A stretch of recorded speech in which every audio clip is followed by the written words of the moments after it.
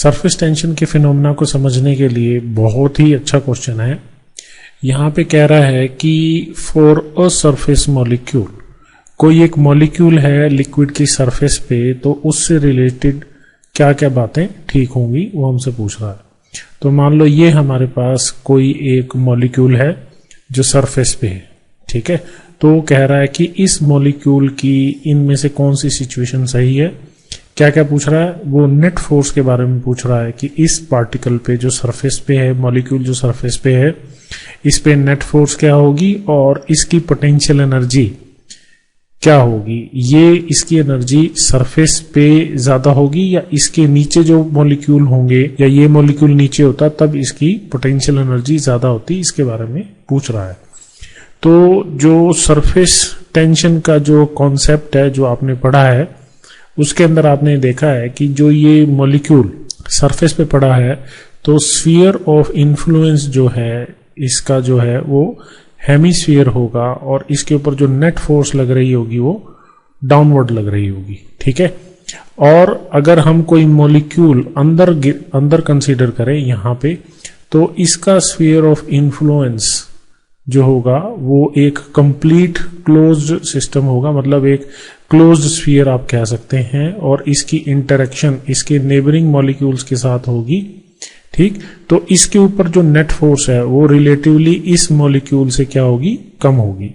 Suppose इसी molecule को अगर हम ऊपर ले जाना चाहें तो यहां तो फोर्स कम है और ऊपर फोर्स क्या होगी, सरफेस के पास जाने से फोर्स बढ़ेगी। मतलब यहां से यहां ले जाने के लिए हमें एक्सटर्नल वर्क डन करना पड़ेगा, जो कि यहां पे जो मॉलिक्यूल जब पहुंचेगा तो इसकी पोटेंशियल एनर्जी की फॉर्म में स्टोर हो जाएगा, ठीक है। तो यहां पे देखें कि इस सिचुएशन में आप कहें कि इसके ऊपर नेट फोर्स 0 है, बट यहां पे जो सरफेस पे मॉलिक्यूल्स है इनके ऊपर नेट फोर्स 0 नहीं है, वो डाउनवर्ड है नीचे की तरफ यहां पे इन द लिक्विड। तो अगर इसी मॉलिक्यूल को उठा के यहां ले गए होते तो हम तो इसको इस डायरेक्शन में डिस्प्लेस करेंगे टुवर्ड्स द सरफेस, और फोर्स ऑफ कोहिजन इसको क्या करेगी, नीचे की तरफ खींचेगी, ठीक है। फाइनल नेट फोर्स आप देखें, इस फोर्स का और इस फोर्स का रिजल्टेंट इधर, ठीक। इसी तरह से और भी जितनी फोर्सेस होंगी उन सब का रिजल्टेंट क्या होगा, डाउनवर्ड ही होगा।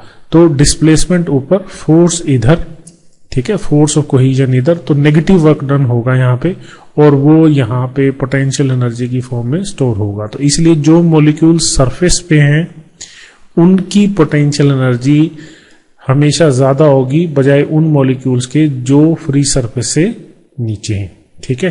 तो इस इंफॉर्मेशन के बेसिस पे देखते हैं, कह रहा है कि जो मॉलिक्यूल सरफेस पे होगा उस पर नेट फोर्स 0 होगी, तो this is wrong. There is a net downward force, this is right. We have a net downward force on the molecule. C, the potential energy is less than that of the molecule inside, wrong. The potential energy is more than that of the molecule inside, this is right.